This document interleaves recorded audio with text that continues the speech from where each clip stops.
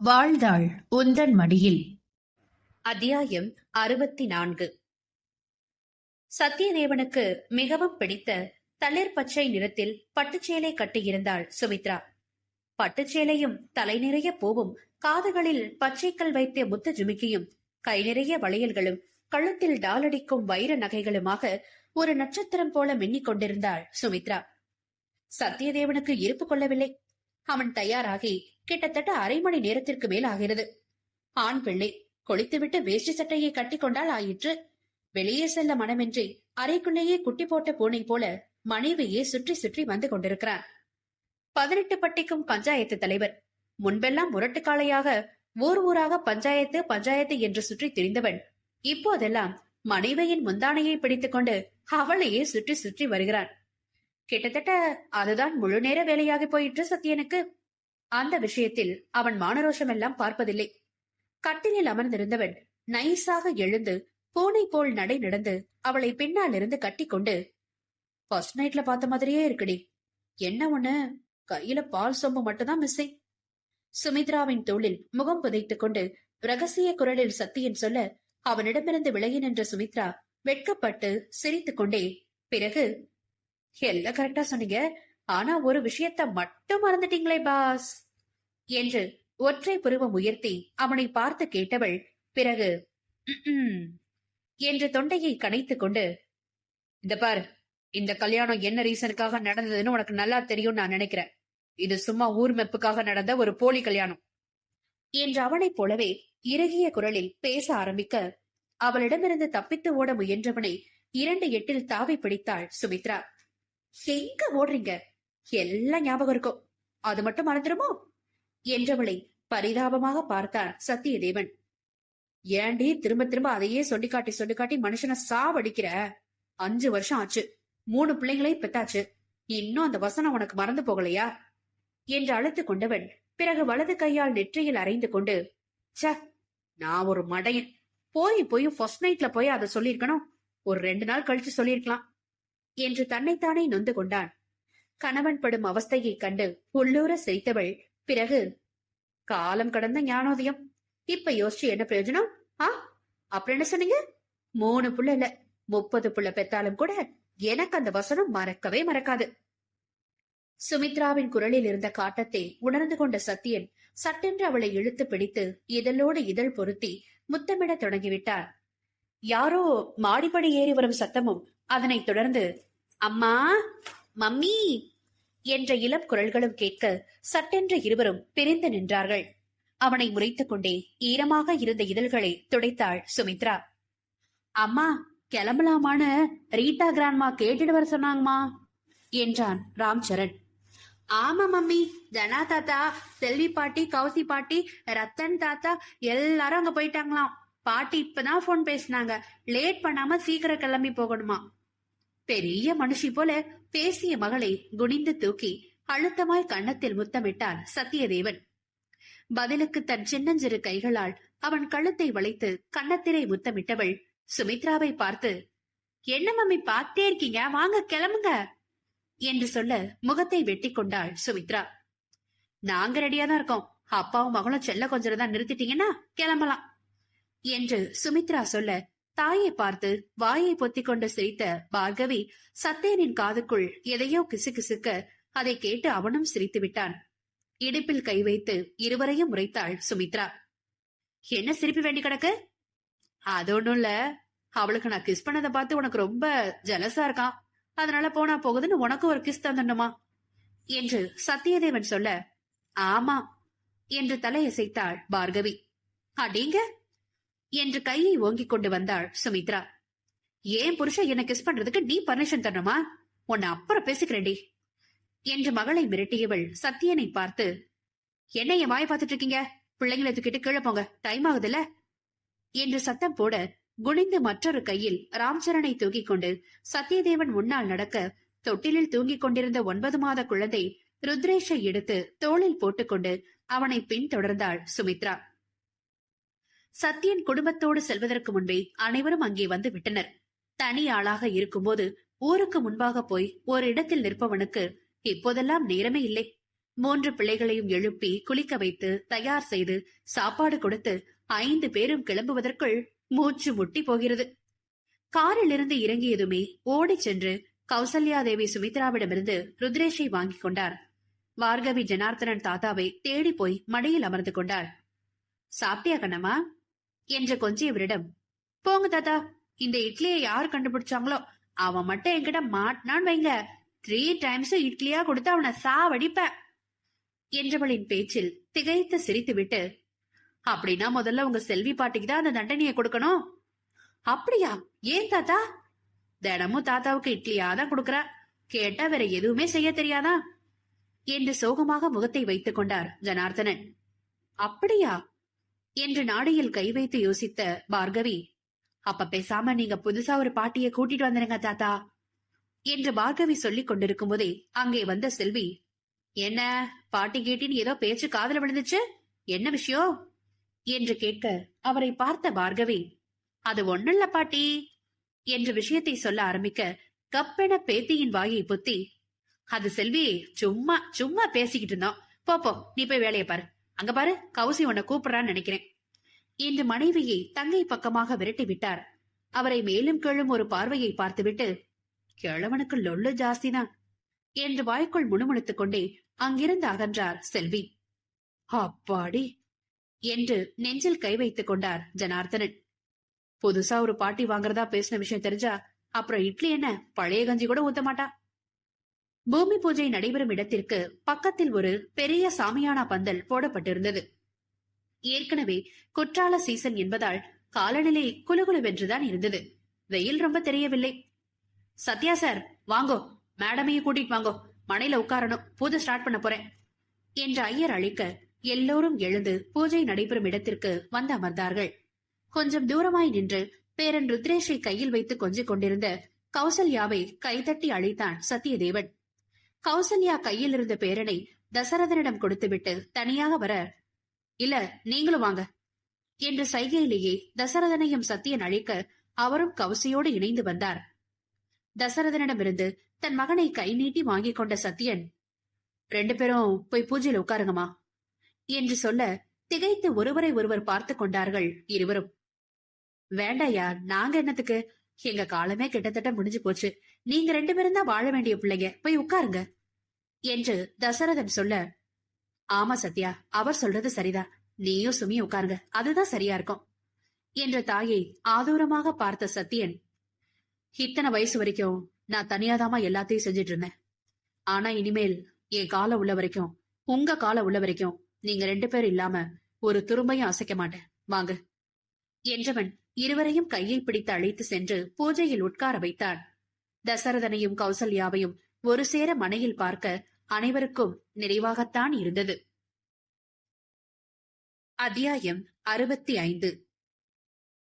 சத்தியனை இன்னொருவருக்கு பிறந்த பிள்ளை என்று தசரதன் நினைக்கவில்லை. சொந்த மகனாகத்தான் அவர் நினைத்தார். மிகுந்த ஆசைப்பட்டுதான் கௌசல்யாவை அவர் மணந்து கொண்டார். அந்த ஆசை மனைவிக்கு பிறந்த மகன் அவருக்கும் ஆசை மகனாகி போனதில் ஆச்சரியம் ஒன்றுமில்லை. எல்லா சூழ்நிலையிலுமே நீ என் மகன் என்பதை சொல்லாமல் செயலாலேயே அவனுக்கு உணர்த்தி விடுவார் தசரதன். மூத்தவள் வனிதாவின் திருமணத்தின் போது தாலி கட்ட வந்த மாப்பிள்ளைக்கு மாலை போட்டு தங்க சங்கிலி அணிவித்து சந்தனம் குங்குமம் வைத்து பன்னீர் தெளித்து கைப்பிடித்து உள்ளே அழைத்து வைத்து தங்கையின் கையை பிடித்து அவன் கையில் கொடுப்பது வரை அனைத்தையும் செய்தது சத்தியதேவன்தான். அவன்தான் செய்ய வேண்டும் என்று ஒரே முடிவாக சொல்லிவிட்டு விலகி நின்று கொண்டார் தசரதன். அதுபோல தன்னை பெற்ற மகனாக கொண்டாடும் தசரதனை வேறு ஒருவனாக சத்தியனும் பார்க்கவில்லை. தகப்பனாக அவரை கொண்டாடும் வாய்ப்புக்காக காத்திருந்த சத்தியனும் கிடைத்த வாய்ப்பை பயன்படுத்திக் கொண்டான். பூமி பூஜை நல்லபடியாக முடிந்து பெரியவர்கள் காலில் விழுந்து சத்தியனும் சுமித்ராவும் பிள்ளைகளோடு ஆசிர்வாதம் வாங்கிக் கொண்டார்கள். ஜனார்த்தனன் சகோதரர்கள் தங்களுடைய பரிசாக மருமகனுக்கு ஆளுக்கு 1 கோடி ரூபாய் என்று மொத்தம் 4 கோடி ரூபாய் கொடுக்க, வேண்டாம் மாமா, எதுக்கு என்கிட்டயே இருக்கு, வேணும்னா கேட்டு வாங்கிக்கிறேன் என்று அவன் அதை திருப்பி கொடுக்க அவர்கள் அதை திரும்ப வாங்கிக் கொள்ளவே இல்லை. பிடிவாதமாக மறுத்து விட்டார்கள். இல்லையா, இந்த சொத்து சொகம் எல்லாம் உன் தாத்தா உனக்கு தந்தது, தாய் மாமனுங்களா உனக்கு நாங்க எதுவுமே செய்யல, அதா வச்சுக்க, இன்னும் வேண்டாலும் கேளு, எந்த காரணத்தை கொண்டும் காலேஜ் கட்டுற வேலை மட்டும் தடப்படவே கூடாது என்று விட்டார்கள். தசரதன் தன் பங்குக்கு 1 கோடி ரூபாய் பணத்தை கொடுக்க திகைத்து போய் பார்த்தான் சத்தியதேவன். என்னைய அப்படி பாக்குற? வெறுமனே புள்ள புள்ளன்னு வாயால சொல்லிக்கிட்டா போதுமா? நிரூபிக்க வேண்டாமா? வனிதாவுக்கு நல்லபடியா கல்யாணம் முடிச்சு கொடுத்தாச்சு. தீபிகாவுக்கு என்னென்ன செய்யணுமோ எல்லாமே தயாரா வச்சிருக்கேன். நீ ஆம்பளை புள்ள இல்லையா? இது உன்னோட பங்கு என்று தசரதன் சொல்ல, சத்தியன் மட்டுமல்ல, அங்கிருந்த அனைவருமே நிகழ்ந்து விட்டார்கள். பூஜை முடிந்து மதிய உணவையும் அங்கேயே முடித்துவிட்டு அனைவரும் மொத்தமாக கிளம்பி ஜனார்தனன் வீட்டிற்கு வந்து விட்டார்கள். வந்துதான் ஆக வேண்டும் என்று பிடிவாதமாக அனைவரையும் அழைத்து வந்துவிட்டார் ஜனார்தனன். இரவு உணவுக்கு பின் ஜனா தாத்தாவுக்கும் செல்வி பாட்டுவுக்கும் நடுவிலே படுத்துக்கொண்டு கதையை கேட்டுக் கொண்டிருந்தாள் பார்கவி. செல்வி அம்மாள் கதையை ஆரம்பித்து பாதி சொல்லிக் கொண்டிருக்கும் போதே ஜனார்தனத்திற்கும் தூக்கம் வந்துவிட்டது. கண்களை சுருட்டிய தூக்கத்தை அடித்து விரட்டிவிட்டு பேத்திக்காக மெனக்கெட்ட கதை சொல்லிக் கொண்டிருந்தார் செல்வி. நன்றாக கொட்டி கொட்டி அவளும் கதையை கேட்டு முடித்துவிட்டு, போங்க செல்வி பாட்டி, நீங்க ரொம்ப மோசம். போன தடவை கோயில் கொடைக்கு வந்திருந்த போது இதே கதையத்தான் சொன்னீங்க என்று நீட்டி முழக்கி குறை சொல்லிவிட்டு, எனக்கு அந்த குரங்கு கதையை சொல்லுங்க என்றாள். விழி பிதுங்கி விட்டது செல்விக்கு. என் செல்லோல கண்ணு தூங்கடி ராஜாத்தே, பாட்டிக்கு தூக்கமா வருது, காலையிலேயே எந்திரிச்சது என்று கெஞ்சுவது போல சொல்ல, ஓகே பாட்டி, அப்ப நீங்க தூங்குங்க, குட் நைட். நான் ரத்தன் தாத்தா கிட்ட போய் கதை கேட்டுக்கிறேன் என்றவள் கட்டிலில் இருந்து தாவி குதித்து இறங்கி வெளியே ஓடிவிட்டாள். ராம்சரண் எப்போதும் ரீட்டாவோடுதான் படுத்துக் கொள்ளுவான். அவனுடைய 1 வயதில் ரீட்டா இங்கே வந்தார். ராம்சரணின் முதல் பிறந்த நாள் முடிந்து ஓரிரு மாதங்களிலேயே சுமித்ரா 2வது கர்ப்பமாகிவிட்டாள். எனவே ராம்சரனை கவனித்துக் கொள்ளும் பொறுப்பு முழுக்க முழுக்க ரீட்டாவை சார்ந்ததாகிவிட அவருடன் அப்படியே ஒட்டி கொண்டான். தசரதன் தாத்தாவிடம் கதை கேட்டுக்கொண்டே அவர் பக்கத்திலேயே படுத்து உறங்கிவிட்டாள் பார்கவி. ருத்ரேஷுக்கு பால் கொடுத்து பசியாற்றிவிட்டு அவனை சத்தியனிடம் கொடுத்து தூங்க வைக்கும் பொறுப்பை ஒப்படைத்துவிட்டு குளியலறைக்கு சென்று உடம்பு கழுவி இரவு உடைக்கு மாறி வந்தாள் சுமித்ரா. தோளில் போட்டு தட்டிக்கொண்டே இருக்க குழந்தை நன்றாக உறங்கிவிட்டான். அவனை மார்பில் போட்டு தட்டியபடியே இருந்தான் சத்தியன். அவன் அருகே வந்து அமர்ந்த சுமித்ரா, கொடுங்க அவனை, தொட்டில கிடத்துற. பரவாயில்லடி, அவ எங்கே படுத்து தூங்கட்டும் என்றான் சத்தியன். அப்ப நான் எங்க படுக்கிறதா என்று கேட்டு சினுங்கிய சுமித்ரா குழந்தையை மெதுவாக எடுத்துக்கொண்டு போய் தொட்டிலில் கிடத்திவிட்டு வந்தாள். தலையடையில் படுக்க போனவளை இழுத்து நெஞ்சில் போட்டுக் கொண்டான் சத்தியதேவன். சுமி, நான் இப்படி பொண்டாட்டி பிள்ளைங்கன்னு குடும்பஸ்தானா ஆவேன்னு நினைச்சு கூட பாக்கலடி. எல்லாமே ஒரே கனவு மாதிரி இருக்கு. ஆனா உனக்குதான் சுமி நான் நன்றி சொல்லணும். ஏன்னா நீ என் வாழ்க்கையில வந்ததுக்கு அப்புறம் தான் இதெல்லாம் எனக்கு கிடைச்சது. குறிப்பா எங்க அம்மா, தங்கச்சிங்க, மாமா, அத்தை எல்லாரும் எனக்கு கிடைக்க காரணம் நீ மட்டும்தான் சுமி. உண்மையே சொல்லணும்னா உன்னை கல்யாணம் பண்ணாம இருந்தா இப்ப வரைக்கும் முரட்டு சிங்கிளா தான் இருந்திருப்பேன். அம்மா மேலையும் மாமாங்க மேலையும் தீராத கோபத்தோடவே சுத்திட்டு இருந்திருப்பேன். அம்மா மேல எந்த தப்புமே இல்ல அப்படிங்கிற உண்மை கடைசி வரைக்கும் எனக்கு தெரியாமலே போயிருக்கும். நானும் கஷ்டப்பட்டு அவங்களையும் கஷ்டப்படுத்தி எவ்வளவு பெரிய அக்கிரமத்தை பண்ணிருக்கேன் சுமி. கடைசி வரைக்கும் அதே கோபத்தோடயே இருந்து அப்படியே செத்தும் போயிருப்பேன். எவ்வளவு பெரிய பாவமும் பழியும் எனக்கு வந்து சேர்ந்திருக்கும். அப்படிலாம் ஆகாம என்னை காப்பாத்தினது நீதான் சுமி. அப்புறம் நீ மணிமணியா பெத்து கொடுத்த 3 பிள்ளைங்க அப்பான்னு ஆசையா கூப்பிட ஒருத்தர் இல்லையேன்னு ரொம்ப ஏங்கி இருக்க சுமி. ஆனா இப்போ இந்த 3 பிள்ளைங்களும் என்ன மாத்தி மாத்தி அப்பா அப்பான்னு கூப்பிடும் போது எப்படி இருக்கு தெரியுமா? நிச்சயமா அந்த உணர்வை அனுபவிச்சு பார்த்தாதான் தெரியும். அப்பா அம்மா இல்லாம ஒரு அனாதை மாதிரி அதிர்ஷ்டக்கட்டையா வளர்ந்த எனக்கு எல்லா அதிர்ஷ்டங்களையும் அள்ளி தந்த தேவதை நீதாண்டி. மார்பில் கிடந்தவளை இறுக்கி அணைத்து முத்தமழை பொழிந்து உருகி வழிந்தான் சத்தியதேவன். அவளும் தான் என்ன சொல்லுவாள்? வார்த்தைகளால் வர்ணிக்க இயலாத பலவிதமான உணர்வு கலவைகளால் பின்னப்பட்டு கிடந்தாள் சுமி. இந்த 5 வருடங்களில் அவளுடைய வாழ்விலும் தான் எத்தனை மாற்றங்கள். 5 வருடங்கள் கடந்து இப்போது யாரும் தொட முடியாத உச்சாணி கொம்பில் இருக்கிறாள் சுமித்ரா. ஆனால் ஒவ்வொரு படி முன்னேறும் போதும் நின்று அதற்கு முந்தைய படியில்தான் இருந்த நிலையை நினைவு கூர்ந்து கொள்வாள் அவள். பிறந்த வீட்டில் ஒருவாய் சோற்றுக்காக சித்தி லீலாவதியின் முகம் பார்த்து ஏங்கி கிடந்திருக்கிறாள். ஆனால் இப்பொழுது அவள் என்ன சமைக்க சொல்கிறாளோ அதைத்தான் அன்னலட்சுமி சமைக்கிறார். மேலும் இப்போது அன்னலட்சுமிக்கு உதவியாக அவருடைய உறவினர் பெண் ஒருத்தி சமையல் கட்டில் இருக்கிறாள். சத்தியதேவனின் வீட்டிற்கு வருவோர்கள் வயிறு நிறையாமல் வெளியே செல்வதில்லை. சுமித்ரா அதற்கு அனுமதிப்பதில்லை. சுமித்ராவை பொறுத்தவரை ஒரு மனிதனுக்கு இன்றியமையாத தேவை உணவு, உடை, உறைவிடம், அதோடு சேர்த்து கல்வி.